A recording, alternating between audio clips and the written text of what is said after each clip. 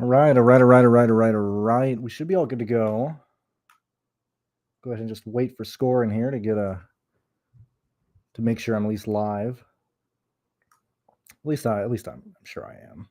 That's one thing I don't like about Restream, man. It's just like the delay between the start of the stream and just nuts. I'm actually not live. What's going on here? Here we are. Let me just make sure. Okay, yeah, cool. We're all good to go. Yeah, I gotta be honest, don't like that about Restream, man. Sometimes the delay is just wicked wild. So, how are you guys doing? Don't worry, nothing major happened, no big announcements. I just need another black shirt for a load of laundry, and I was like, well, this is the easy one I can throw into. So when we're looking at the slate today, we went from like three drastically different approaches. One when like Caden damaged Ekis in practice, and I had somebody ask me if I could explain more of that, and I'll do that now as people like roll in and stuff. I know there's like 18 of you guys waiting, but I'll just do that as like this gets thrown to people and everything like that. So like body work is what I used to do. I used to oh my god, love cheating the body templates and stuff. So when you're looking at like, and it's so funny because I mean I posted on Twitter the pictures of like Ty Majeski and Corey Heim, because as I'm watching practice, and that's why I like the intermediates, because it's just aero, man. It's just all aero. And I mean like true mechanical grip, but aero is a huge part of it. And as Majeski was driving in practice, like I even wrote this in Discord. I was like, man, I'd love to see what Heim is doing. Like, I'd love to see the other guy he's going to be competing against, because I think Ty Majeski and Corey Heim are going to be the main guys competing for the laps led and stuff. And what do you know? You had Corey Heim and Ty Majeski running side by side in practice, which almost never happens. Like in practice nowadays, even though it's 20 minutes, you almost never have the two guys who are going to most likely be competing against each other lined up side by side in practice. You can see the drastic difference in how they're, scooting the car and or getting the body to lean to the right. And I had one person I was talking to saying like, well, you only use the right side. Why are you so concerned about how they're working the left side? As I said, yet again, I'm just killing time for people to walk in here. So when you're looking at like I don't know if I want to bring it up. We'll bring it up here. Hold on. As we're just killing time. Also, we have a solid hour and 45 minutes until the slate starts, so please use this time to drop any questions or anything you may or may not have that you would like me to talk about here, as I just kind of kill time and wait for people to join in here, because I do really like talking about this stuff. So just really quick. So like, just as a race fan, you should like love this type of stuff. Like, you should be like so horny looking at this body work and the time and effort that goes into this. Like when you're looking at how like this stuff is just so sexy. Like, look at the drastic difference of how these guys are making the right side lean out. Because like if you're like working on a car, imagine my knuckles are like actually I didn't, oh no, that is. So like imagine imagine my knuckles are like the wheel well. This is like the right side. You have the back of the car, cab, engine here. Yeah, sure. You want to lean the right side out to get side force on, but you can't just lean that this way. You have to also bend the left side to get it to go, to get the twisted sister effect going on. And so it's just so interesting seeing how different teams do that. And when you're up here looking at like Tricon versus, Thor Sport and stuff, and I'm just using this as an example because it was very easy. Like, I mean, you can do this anyway, or you can pay attention to this anyway in the races. But like, it's just so interesting because like you have Majeski's team, who's very much being aggressive on the top of the wheel well, and more so like the indention on the right in front of the wheel well, kind of like Gen 5 or Gen 6 back in the day, when you just get like the jackman just lean up against the car and make a concave right in front of the wheel well. And then you have like Corey Heim's team, who's sitting way flatter, and it might be because he's around the bottom too, but they're using a lot more on the top side and on the bottom where like the side skirt's going to. That just me killing time. And so like when it came to Ekis, like, dude, I would have been furious if I was the body specialist at McAnally, because not only am I having to spend my whole week fixing stuff that Ankrum keeps tearing up, I also just put hours into this car.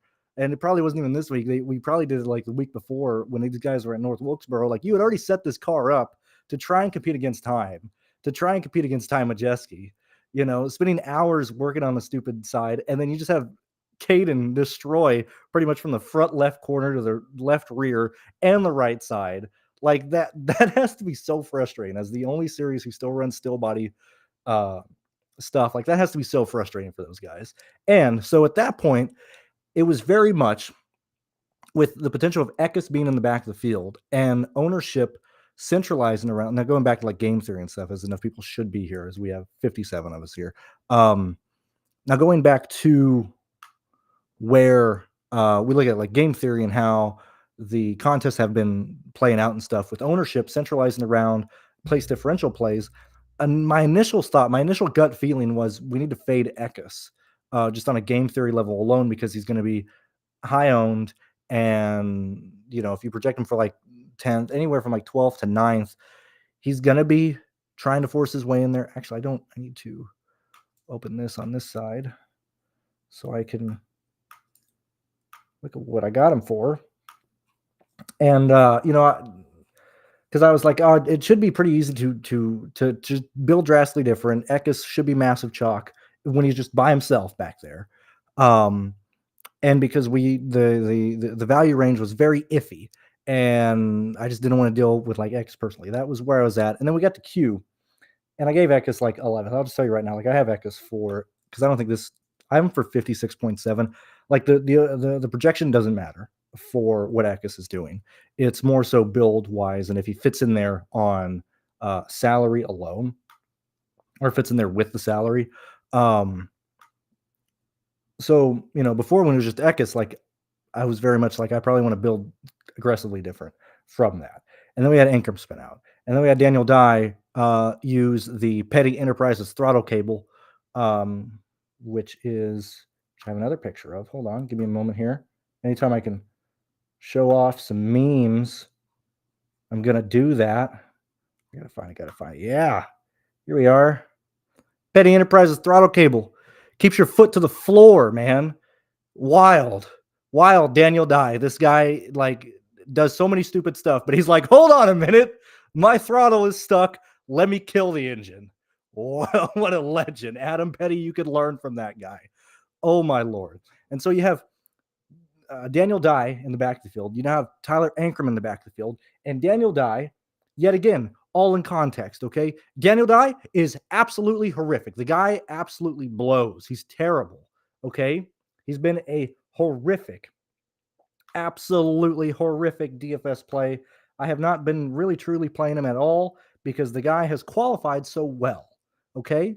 So when you have a guy like Daniel Dye who keeps qualifying like 8th, 10th, so on and so forth, and then he finishes like 9th, 10th, 11th, 12th, kid sucks, okay? He just absolutely horrific. But then you get him starting last, and he's like the must play. You have to play him here. That's just how it is, okay? We have Daniel Dye, very much top 15 car. He's not starting in the top 15. He's not starting near the 20s. I think Daniel Dye is a fantastic play. And when you start looking at where we're at in terms of the salary for these guys, Daniel Dye, if I can find that, where are we at? 6,500 for a guy that realistically might be scoring near 50 points. I mean, I didn't even bother giving him that much. But like if Daniel Dye goes ahead and finishes like 10th where he should, we're looking at Daniel Dye scoring like 55 points. I mean, clearly anything after 35 is going to be fantastic. I mean, anything after like 30 is going to work just fine. I don't understand how you don't play Daniel Dye here. Because he's been so bad because he starts near this range and he just finishes here. Now it's like, yeah, he starts last. I said, Daniel Dye is a great play. Ankrum, same story, $8,500. We know where Ankrum's going to be. We know where these McAnally cars are. Okay. Ankrum at his price tag, 85. I mean, it's very, very difficult to not want to play Ankrum. And so you start looking at a situation of like, well, you play Tyler Ankrum, you get to Daniel Dye. Let me make sure here. just got to talk out loud to make sure. Because I've already made my lineups and I've already posted my exposures in the Discord and stuff. I don't think I'm going to make any more because I don't think I need to. But you start looking at, man, Daniel Dye 65 for a guy that, has a floor of like 32 points, a ceiling of like 50, if not higher. Okay. You get Tyler Ankrum, floor of like 38, ceiling of 50, very easily you get 100 points just between those two goobers right there. Man, you get Christian Eckes at 10-8 due to the fact that we're at 65 and 85. That's lower than just the average salary per player when we just look at 50,000 salary that we're dealing with. That's 8,300 per person. Man, at that point you very easily get to Eckes. Man, at that point you very easily get to the main lap leader, the guy who has the fastest car. Corey Heim starting second. Man, you can get Corey Heim, Eckes, Daniel Dye, and Ankrum in a lot of lineups, and you could just do a bunch of 1v1s, 2v2s, and stuff. And so that was my initial takeaway, and that was the initial way that I went to build, quite a few of my lines. Probably 40% is probably being built with that in mind. The other half, or the other bit of it, is I think Corey Heim is a fantastic play. And if Corey Heim fails, then that's like the easiest way for Eckes to work out. So like if you're not playing Corey Heim or not playing Majeski, Eckes is like an absolute must play there. But when we start looking at where these guys are at, and we're looking specifically at Ty Majeski and Corey Heim, as we would expect those two individuals to fight for the lead, more than likely. Yet again, Eckes's practice speeds are pretty much irrelevant because he starts last. So like regardless of what he does, has a real chance of scoring near 50 points and stuff, and it'll just depend on what happens with the rest of the salary to allow him in there. But when we start looking at Ty Majeski, and this fall off is significant, but they did run quite a lot of laps when we look at the practice laps in a second. Then you look at Corey, if I can remember how to spell Heim. I gotta imagine it's between Corey Heim and Ty Majeski right off the bat. What is going on outside? What the heck is that noise? Give me like 2 seconds. Give me a second. I gotta see what's going on outside.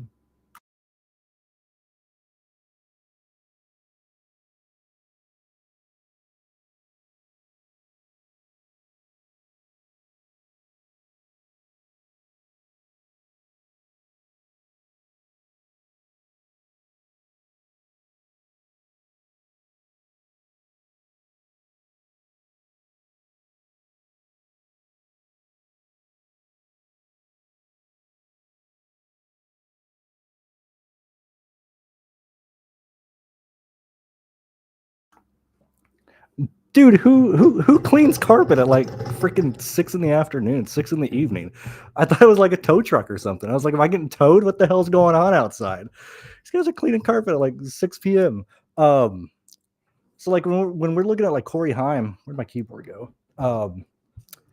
And Ty Majeski, like those guys were the best cars and stuff, just based on kind of how we're at. Because like Dean Thompson starting up front. Raja Caruth isn't going to beat Corey Heim. Like when we look at the fall off between Heim and everybody else, like Heim is just in a different zip code. Man, this guy is just flying. This is impressive, man. That's so impressive. Maintaining this speed deep into a run, wicked wild, man. And so like Corey is the absolute favorite to win this race, right? Like I find it hard to believe that he doesn't do that. Okay. And so yet again, we've determined, Eckes has a real chance of hitting 50, Ankrum, Daniel Dye, and whatnot. And so what I did was, I talked about the 4 guys that I kind of used to begin my lineups. And then the other half was, well, I'll just remove Eckes from that and then just build with the rest of like the 9K guys, which we are looking at. Where are we at? Excuse me. If you're not playing Corey Heim and Eckes together, which also like Eckes, look, I'm like straight 50% on him. Frankly, I don't really care. And I truly have no opinion on Eckes. Like some people are asking me, what's my opinion on Eckes? Like that is truly my opinion. I frankly don't have an opinion. I just happen to be 50% on Eckes. But like, I frankly don't give a shit one way or the other. I'm more so just trying to build and land on possible construction ways that it happens. So like remove that now. So then what I think is way more fun is building lineups with Tyler Ankrum, Daniel Dye, and Corey Heim, and then really having fun with your remaining three drivers, because Tanner Gray at $8,000 starting first, if he can maintain his running position in the top four, which realistically he's going to have a top 7 car, real chance he can get fast laps and laps led in this race. Not a ton, but it is worth noting or having exposure to that. I understand that, Brett Moffitt, a 9,200, it fits in nearly any lineup without two 10K guys in it, starting 19th, real chance that he has a top 9 car. And just speaking out loud, so I have quite a lot of Brett Moffitt as well, but what if he doesn't work? What if he's actually like 11th place? Okay. Like Moffitt at 11th place, absolutely terrific play. Like, dude, little sus here, man. That's a bit concerning. Look at these speeds here. What if we're wrong about Brett Holmes? What if we're wrong about Brett Moffitt? What if Brett Moffitt is actually slow today? Not like 22nd, not like dead last, but like what if Moffitt like just runs in 12th all day? Like that's a concern. That's a real concern. Like I mean, like, man, what happens if that happens? So, but like you get Moffitt, you get Matt Crafton, you get Ben Rhodes, you get Taylor Gray, and like that's kind of what you're fitting in between two of those three remaining spots if you're playing Ankrum and Daniel Dye and Corey Hyman stuff. And past that, the value is just whoever you're fitting in. I personally, I would rather play. So if we're looking at situations or outs for the value plays, okay, and it'll depend on lineup construction on each specific build for that. I really hope my mic's working. I didn't even check to see the chat. When we're looking at the value plays, okay, we can look at them in two ways. One, race goes green, we don't have any issues. Who is the benefactor in those races? Who has speed added to like the safety net that they're starting the back of the field, that they're like won't just be like scoring absolutely horrific. In the F1 live show I did last week, just on Saturday, like, I'm gonna do a live show and stuff. I was going over my Wilkesboro lineups, and all the 5K guys like were absolutely horrific. They were like -2 points, 4 points, 3 points. Like they all just performed horrific. Which going right back to that situation of like what the outs are, but like Thad Moffitt would actually have speed. This guy sucks too. It's literally like what is Moffitt actually doing in this? Like his last finishes 31st, 18th, 24, and this is just I don't give a shit what the track was. We're just looking at the finishes. 31st, 18th, 24th, 32nd, 22nd, 27th rather, 32nd, 26th, 25th, 27th, 36th. Okay, so like finish, he passes 5 people, okay? Might not absolutely destroy the line, okay? I don't think he's going to be optimal, but he's going to be a lot better than scoring like 2 points, okay? We're not playing Jeffrey Earnhardt. Barely made it in the show because everybody was wrecking. He's absolutely slow. I have no clue what this truck is, and I have no idea where it came from, okay? There hasn't been solid evidence anyway. At this point, the speed alone dictates that I just don't give a shit. I frankly don't care, and I'm not going to waste my time looking into it. Past what I've already done, I didn't find much. So like I'm not playing Earnhardt. When we look at Boyd, last finish is 32nd, 19th, 31st, 27th, 25th, 30th, 30th, 30th, 29th. Like, so we start looking at a situation of like it has to be Moffitt, and he probably maintains, or he can at least hold on to like 28th if it stays green.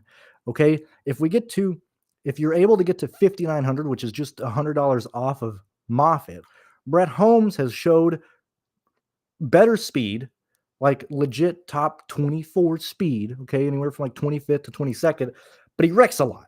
Okay. So like whatever. We got Timmy Hill at 6,000, might be a bit expensive, and I'm personally not getting to Lawless Allen. And so like if it's staying green, those would be the guys you focus on. Okay.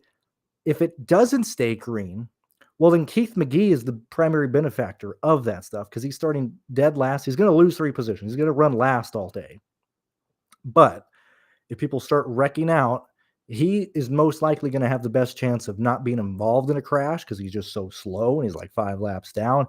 And if crashes happen in this race, I don't think it's going to be at the end of the race.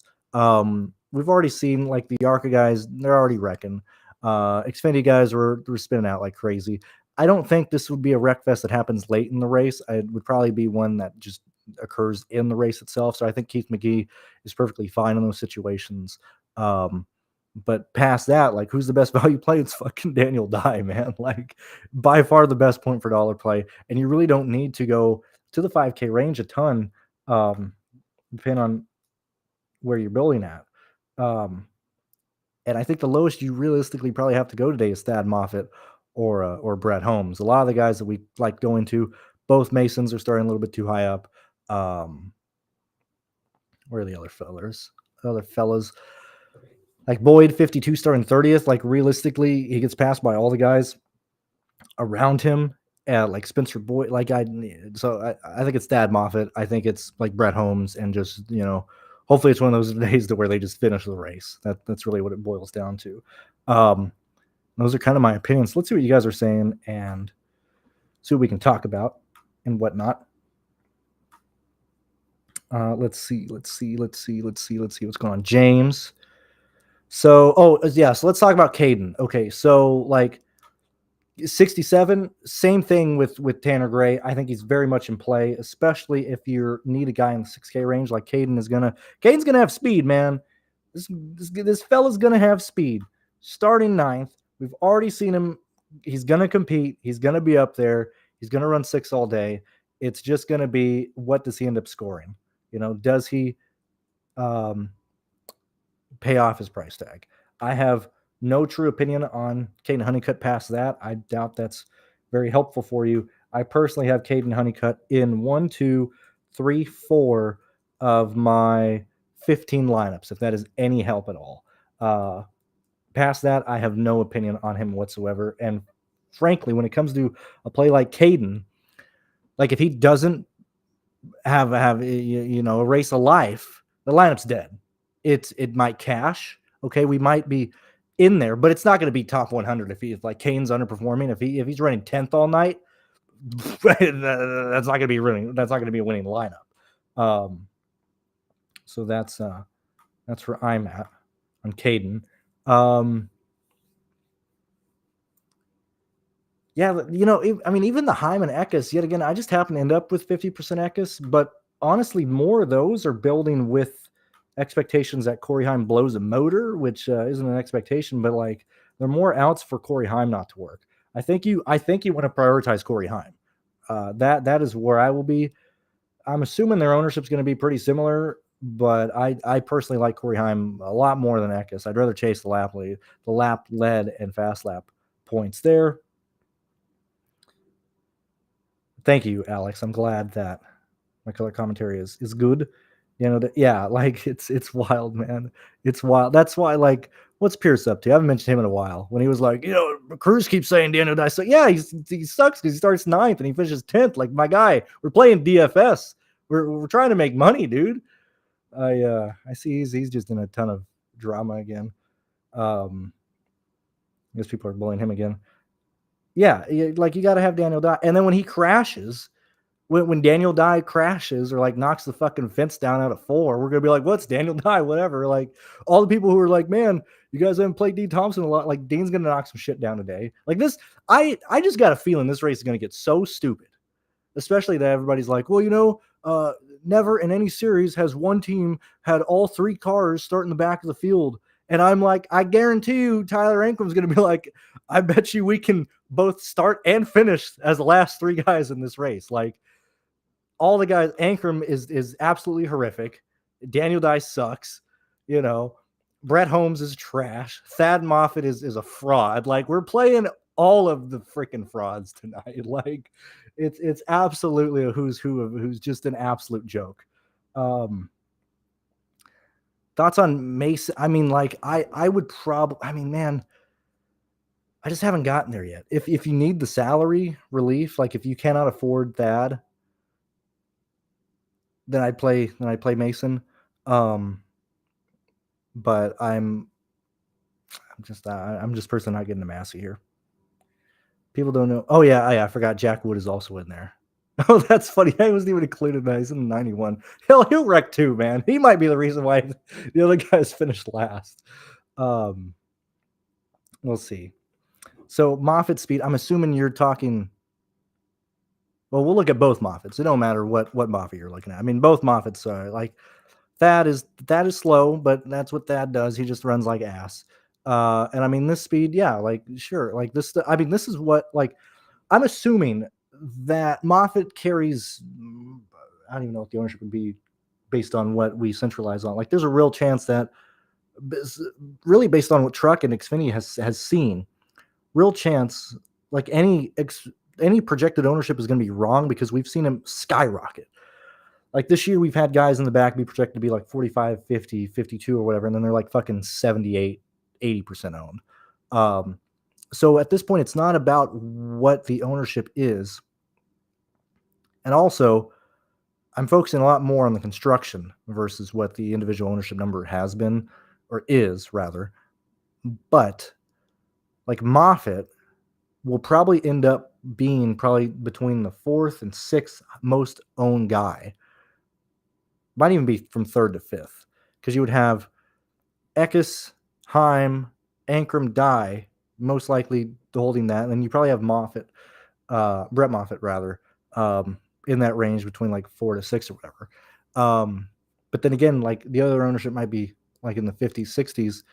Might have Brett be like 35, 40, whatever the case may be, like that. Like, what if we're wrong? What if all the stuff is wrong? What if the call is coming from inside the house for Moffitt? Like, I got a lot of Moffitt today, and I'm like, I don't really like that at all. Like, I think there's concerns, man. So I mean, that's kind of my opinion on Moffitt. I got Moffitt for, how many do I have?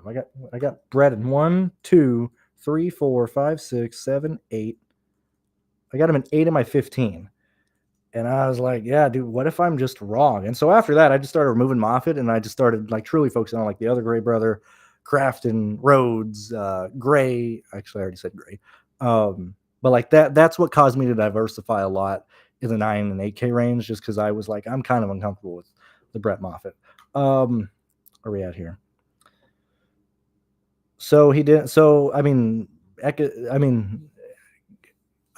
it? Honeycutt's going to be fine. No concern there. Because I mean, he practically had no damage at all, man. Like, yeah, sure, the right rear is scuffed up because he just like, can open the side of Eckes. Like that's wicked impressive that he just laid his corner on the entire side of Eckes' truck. Like that, I can't imagine how pissed those crew guys are at in the Eckes team. But like, I mean, Caden's going to be there, especially if you looked at what the projected fall off may have been. Like he's not like starting off, but like he's still at 170, which is part of when we start looking at everybody who actually maintained that. Now, yet again, Kraft could be in traffic, Gray could be in traffic, but we look at 1, 2, 3, 4, 5, 6, 7, 8, 9, 10, 11, 12, 13. So Eckes is part of like certainly top 15 cars just on early run speed. Yet again, he had damage, so he went through. But like realistically, he was probably going to maintain and end up moving probably into the top 6 or 7 on a projected fall off here. I mean, I don't think he ran a 5 because he got involved in the crash. Let's see. Also, thank you, AD, for your stuff again, because I was unaware they moved Xfinity frickin' practice 20 minutes early, and I completely missed Xfinity stuff. I haven't done the Xfinity stuff yet, but that's the wrong one. But thank you for all the stuff, for all your hard work, AD. I do appreciate it. So I was able to put it in my stuff, so I'll have that tonight. I mean, yeah, Caden's going to be up there. It's not I'm not concerned about the car at all. It is all on what ends up happening with Caden. Like, does he actually drive to 4th and 3rd? And like, does Nice try and get the lead on pit lane or something? Like, yet again, I guess that is truly my motto at this point that I've used for years. Like, it's so important, it's not important. Like, what does Caden do here? Like, you play him and you hope he does well. You don't play him and you hope, he's just like, a net loss. Or not a net loss, but like, he scores like a 4.8 value and he just doesn't fit in to the salary. I don't know. Like that's really the opinion on Caden there. Yeah, sad and die. Like these guys are so bad, man. Thank you, Sons. I mean, I'm trying to think of anybody in the DFS industry that I've traded. Oh, Tony Lavender. Sadly, he's not going to make Dallas this year. But we hung out and just drank in Dallas last year and just had a blast. And dude, you gotta have fun. Like all these uptight guys. Not even in this. I'm just talking in general. Like, dude, you gotta laugh and live a little, man. Like laughing at making jokes about Adam Petty dying, dude. It's been like 20 years. Who cares? Like, we gotta have fun and laugh at stuff. You gotta know, like, just to have a good time, man. I love hanging with people and talking with people and stuff. But just getting Heim in the same line, I don't think I do that because that is what my main. Can you guys hear that? I hope it's not going through the mic. Like these guys, who cleans carpet at like 6:30? My guy, like what is going on? But yeah, like the Majeski and Heim are the people that I expected to be competing directly against in the race. And when you compare their speed against each other, yet again, this is during the day, going to be colder, but that should like help.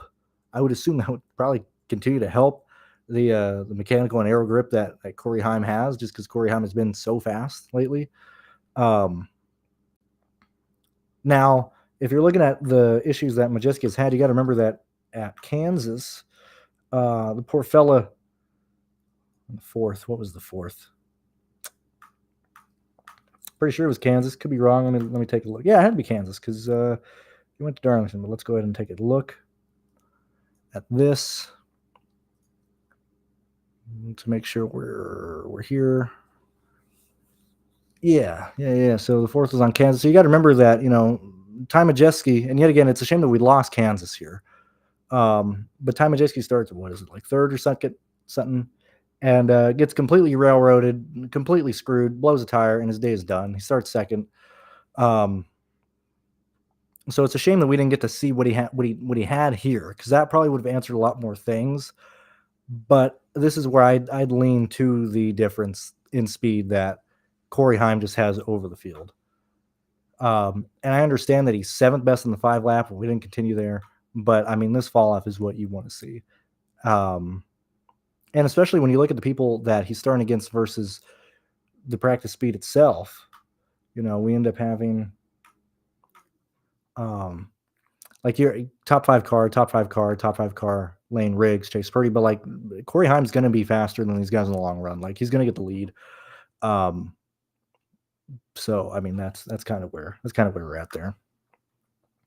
Do we have any other questions or anything we want to look at from the chat, or any opinions? Any rants? How was your week? Any plans this weekend? Does somebody finally hit the pylon at Indy? Do we even race on Sunday? Do we race on Monday? Anything you guys want to talk about, I'm down to chat about. But yeah, this slate is just the shitter slate. Like we're just leaning into everybody who shouldn't be in a race car, and everybody who has no talent. Like that's who we're playing. Dean Thompson, I'm not getting to Dean Thompson. Starting 11th, 68. So who is he competing directly against? Like I'm not playing Bailey Curry. I would play between these 3 guys. I play Caden. But Dean starting 11th. Realistically, he's not going to finish top 7. He's probably going to maintain a top 16.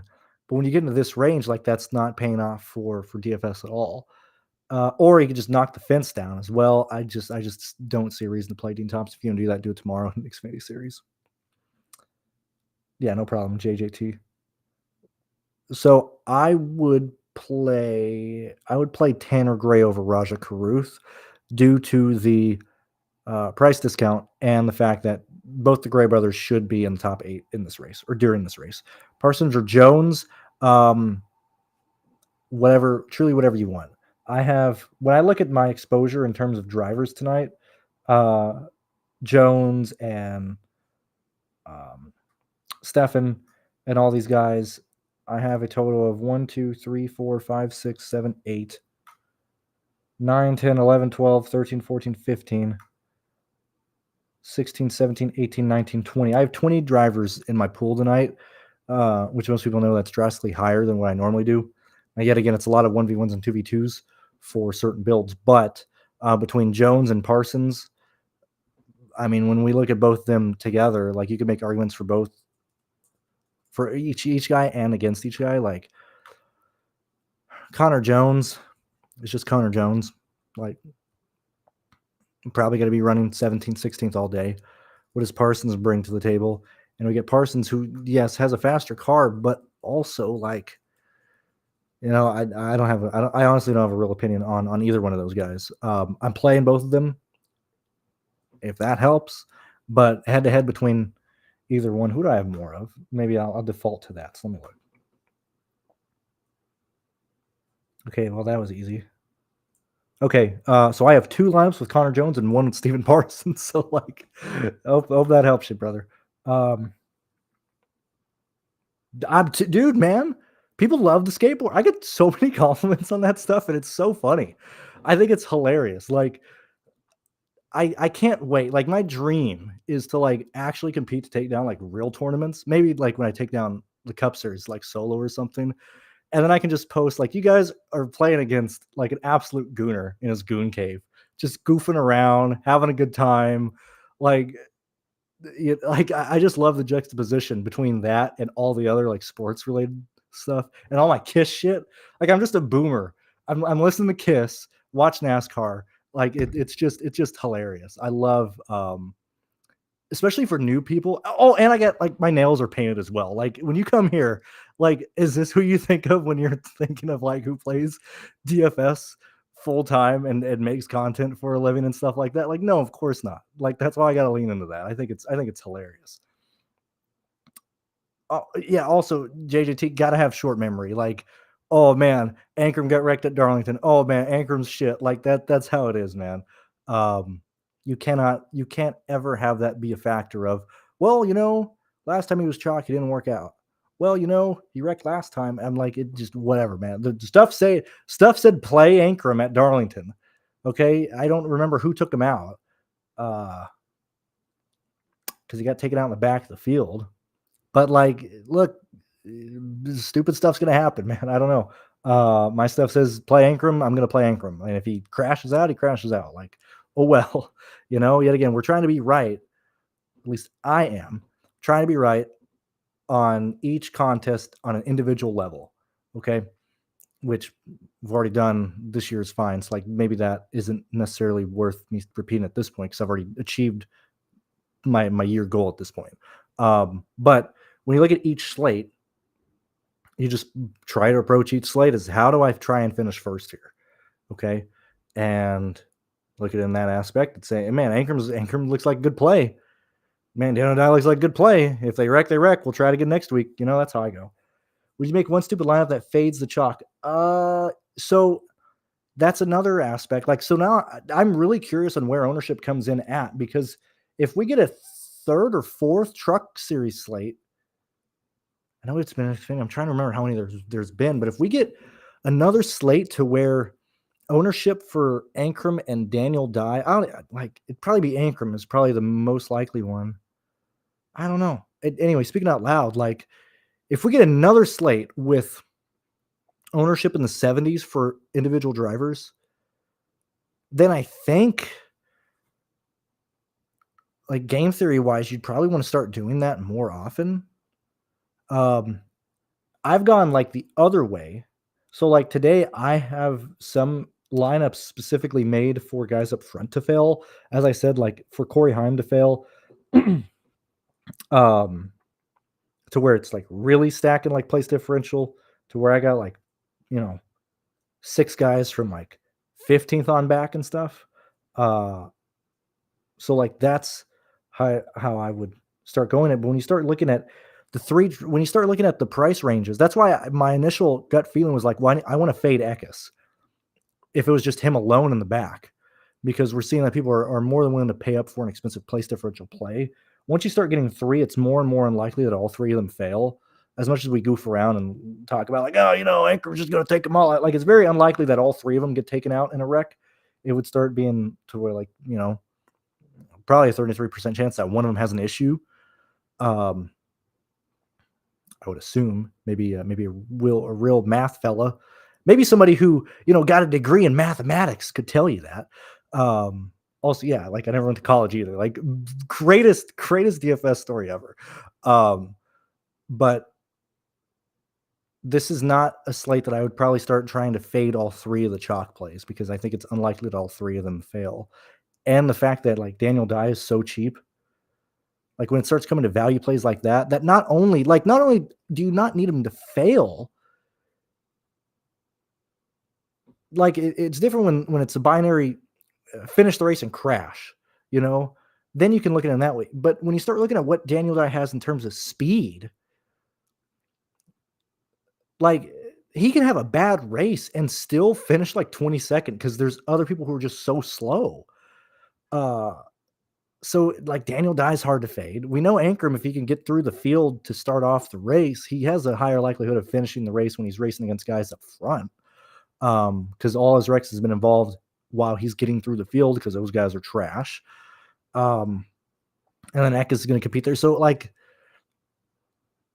this probably wouldn't be the slate that I would fade ownership for, but it would be one that I pay very close attention to what the ownership is coming in at, because this would probably start leaning me towards, if we start getting high ownership again on people, this would be one that, yeah, I probably do need to start playing more aggressive, of not playing the chalk plays, of not building what are projected to be like optimal lineups and stuff, if that makes sense. That's how I would view this slate. So just like take mental notes once the slate locks and pays attention to that. Where am I projecting Raja to finish? I don't know. Let me look. I don't know. He sucks too.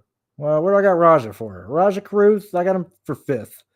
But whoa, man, you got him for 5th. That's 43 points. Horrific DFS play at that point. So like that's hopefully that helps you. Yeah, man, like if we start like 3 to 4 driver, that's pretty sad. And it's been these 2 series too. So like what is pushing? That's what I've been trying to figure out. I'm like 7 months behind. I didn't even realize that Cooper had stopped Theory of Bailey Fantasy Sports, and he's been doing his new sports stuff. But I'm finally listening to the one that he did with Nerdy, and they were talking about like sims and distribution, more so for like MMA and stuff.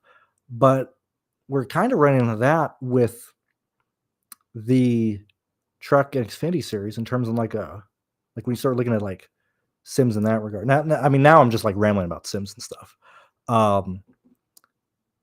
But yeah, like if stuff is starting to tell people like just start going overweight on the chalk and like locking it in, then it's like, yeah, then you just have, like, if you're playing DFS, you have to just not do that.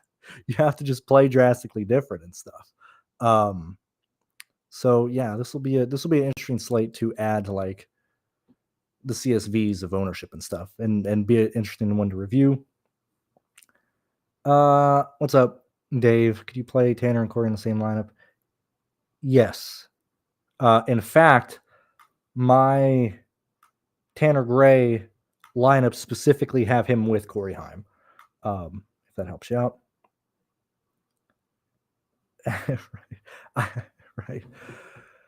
Oh man. I'm saying right to like the 80 stuff. I don't know. I don't know. I really like analyzing DFS from that regard. And I wish there was more shows that did that.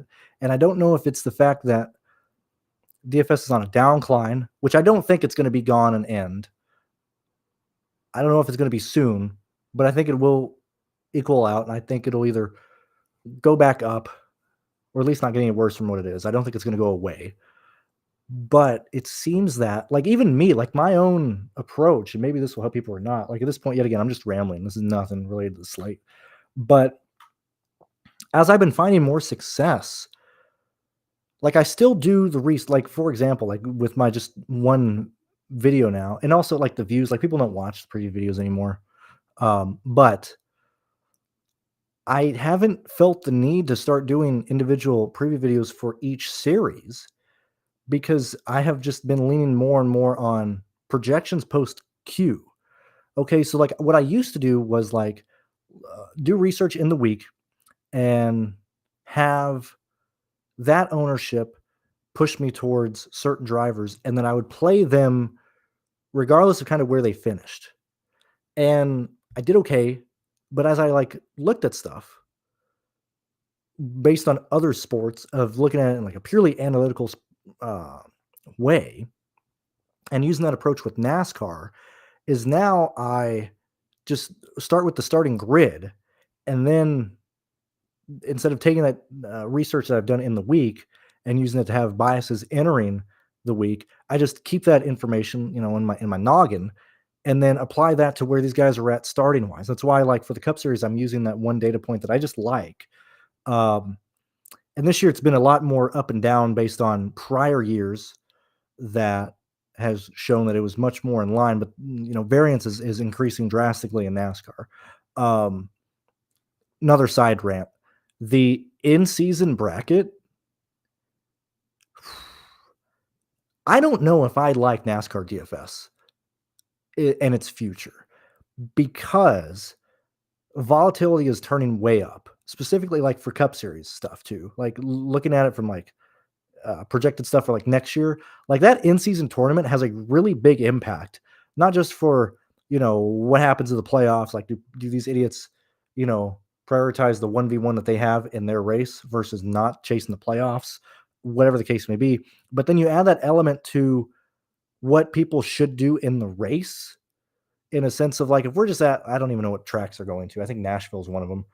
I know Atlanta's one of them, the night race in June or July.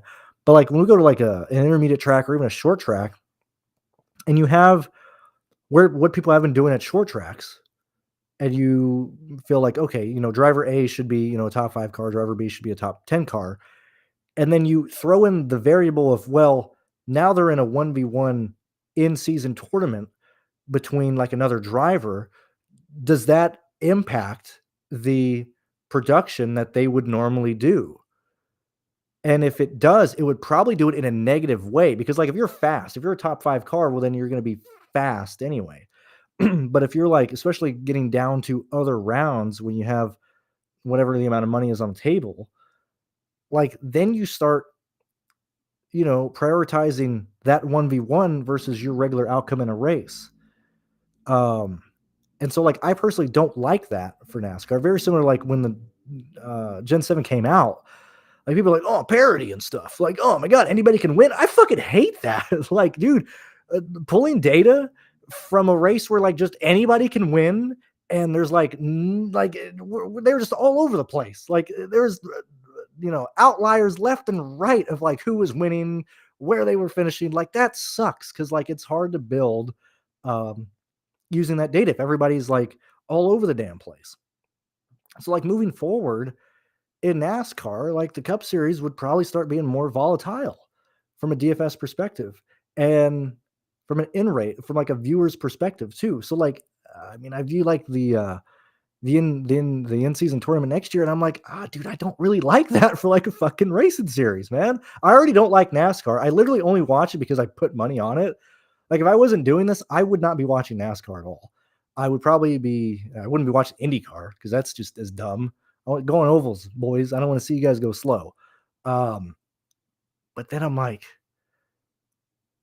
I mean, F1's boring as fuck to watch, but my God, at least they don't have stupid uh, things going on that impact races. It's just, teams being stupid, but not, I don't know. So I don't know. You have that. Like, what is your pin on that real fast, guys? Like, how do you see NASCAR DFS changing in regards to like that in-season tournament? Like, how would you predict what do you think that impact is on slates on an individual level and production from drivers on an individual level? Like, I think that's a huge thing to think about. Anyway, so now that that's over, back to the how I would approach it or how I used to and why I'm not necessarily making as many preview videos and stuff. One, because more people watch the live shows. And two, I'm a much better player in this and other sports when I just focus on the numbers and game theory and build quality and construction quality than, ranting 20 minutes about, this fucking 21 team who, you know, he's in a 21 car, he's in a KBM car. Like, how is he? Like, it doesn't even matter at that point. Like, that shit don't matter. Oh, dude, Jay Buford's in the 74 car for my car. It doesn't even matter. Who cares? Like, what do the projections say? Like, that's where I've personally been leaning more and more towards, like, approach wise. Like, I know that has been probably the most obvious change as a player for me and what I've done. Um, that's where I'm at. Those are my thoughts, speaking out loud. I see we got no comments and stuff. So unless people say stuff soon, I'll probably end up going. So tomorrow, I got a lot of things going on tomorrow. I had more things come up than I originally thought. I'm probably going to be very early on the live show for Xfinity Series. Like, that might be like at 9 a.m. Eastern time or even before. I consider just making a video, but I do like doing live shows and interacting with people. So that's going to be really early tomorrow. I don't even think I'm going to be able to watch the Xfinity Series race. So that's one thing. Two, I'm not going to be here to pull data for Cup Series. So AD, I'll be relying on you again.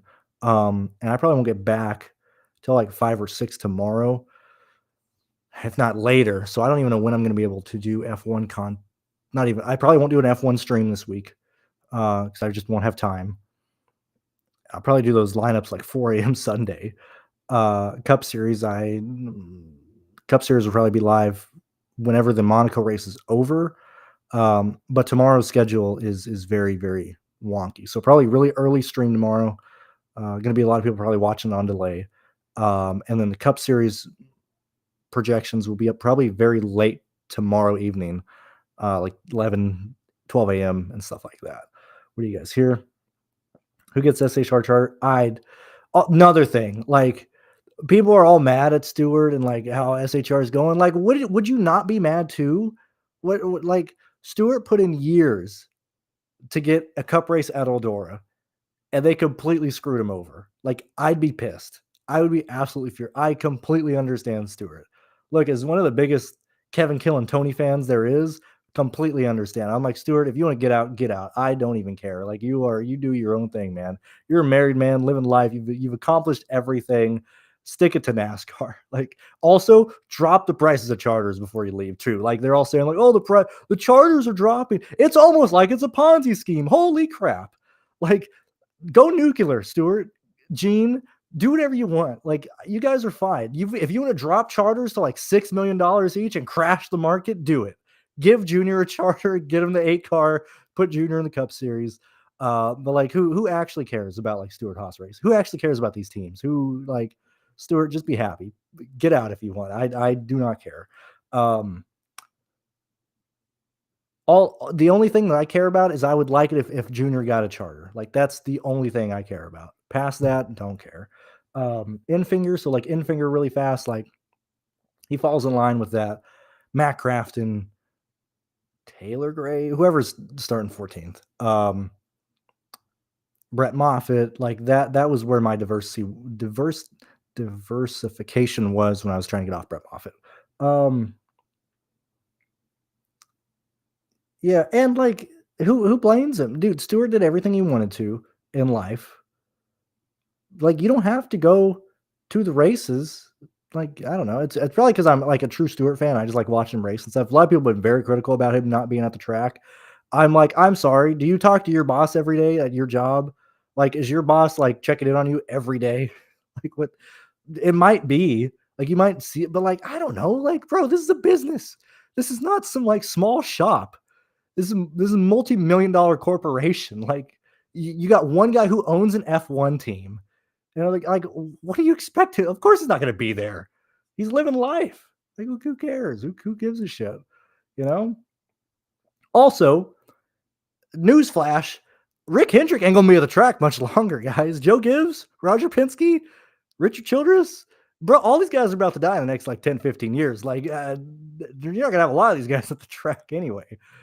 Like, come on, man. How can you hate on Stewart not being there when Rick Hendrick didn't show up for the Martinsville stuff? Like, come on. Yeah, I don't know. That's just, I mean, I'm a Stewart fan, so clearly I'm biased. I just want to be happy. Like, Yeah, Jeff Gordon is like the main head honcho for Hendrick now. I don't know. That's where I'm at. What else? What else? Yeah, I think that's about it. I would like it if I will be sad if SHR is gone completely. I'd like if they got rid of like 3 charters, kept one, but put a good guy in there. Like the group sucks, man. Briscoe, fraud, sucks. Get him the fuck out of here. Barry sucks. Get him the fuck out of here. Ryan Priest, get him out of here. Like, please, God, get these idiots out of here. I mean, clearly, I like Gregson, obviously. Like, my future is like Keselowski, Gregson, Gibbs. Like, whoa, those are the idiots I got to root for now. But like, everybody at SHR is terrible. Like, it's like, Ray Evernham, Motorsports, like in the 2000s. Like Bill Elliott gets his last win. I mean, Casey Kane's there, but like, there's been so many teams that like they're just bad. Ginn Racing. You had Mark Martin. You had Joe Nemechek.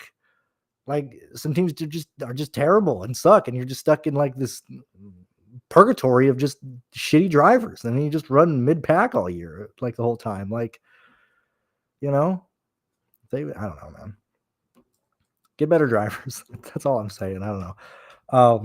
I'll let you guys enjoy the rest of your evening. Lock is 51 minutes away. Best of luck. We'll see what the ownership ends up being. Hopefully the chalk doesn't completely die. And if it does, well then, shout out to the guys who had huge nuts to just fade all the chalk and just build pre-contest lock lineups that were like so negative EV it wasn't even funny. Like, can you imagine having stuff say like, yeah, let me not play Ankrum, let me not play Eckes, let me not play Daniel Dye, let me not play Corey Heim. Like, I'm not saying all those 4 are like who you would fade, but like being underweight or completely not using all 4 of those guys, like that's just entering the contest. That is such a bad looking lineup. Like to have the stones to put that in a contest, like you can never be mad at those guys, man. Like what's going on here? We'll do like a live review of like what's going on here in, like, for example, this is like a lineup that I play. Like, I don't even play. I have no clue what the fuck's going on in NBA, MLB. No clue. No idea. I just take sheets of stuff and throw it in and be like, today, like I didn't want to chase the 20 today. I mean, this is early. A lot of games to go. But it's like, I don't know. I truly have no idea what I'm doing in DFS. Like, it's wild. Like, I have no idea how to even tell how baseball is even scored, man. It's insane. I'm still at the point where I'm like, dude, they have that square there. Like, these guys have to throw the ball in the square. Like, gun to my head right now, I can't tell you what number is an out. Can't tell you what number is a ball. Those 2 numbers that are there with a dash in between, can't tell you. I don't understand. I just look at numbers. I don't know. That's where I'm at. So yeah, anyway, you guys have a good evening. I will see you guys early tomorrow morning for the Xfinity Series stream. And yeah, bye-bye. Oh, wait, I see K.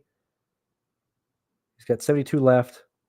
Last in, real fast. Hold on. Let me help K out. Let me put this back on screen. 72. Where are we at in terms of salary left?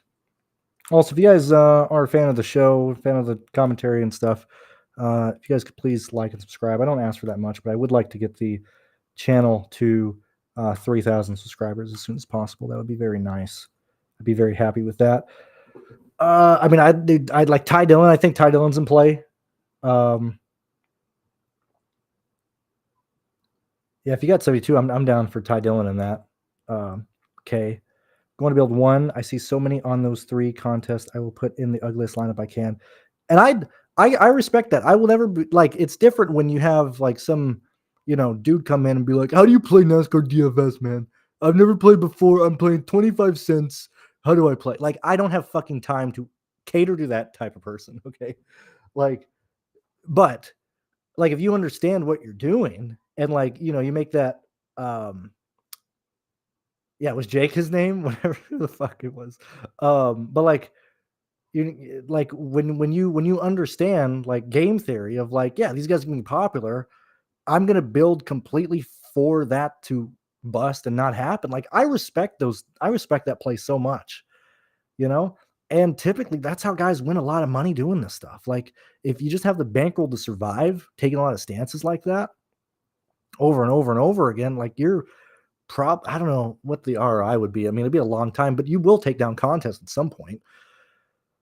It's the same thing of like always having a backup quarterback in showdown for NFL, or same thing with like me at plate races. Like I build stack the back every time. And if it doesn't work, it doesn't work. If it works, it works. Like you just if you know what you're doing, like I got no issues with that. Like Timin 20, I don't know how to pronounce your name without completely messing up. But like I respect that. I have no hate towards that. As long as you know what you're doing, like I completely respect it. Like there are no ugly lineups if you are a competent DFS player, because we're just competing for like a super top heavy payout. 25% of the contest is getting paid out anyway, so you're trying to diversify and get different if you land in that range. Like that's what I like about DFS, man.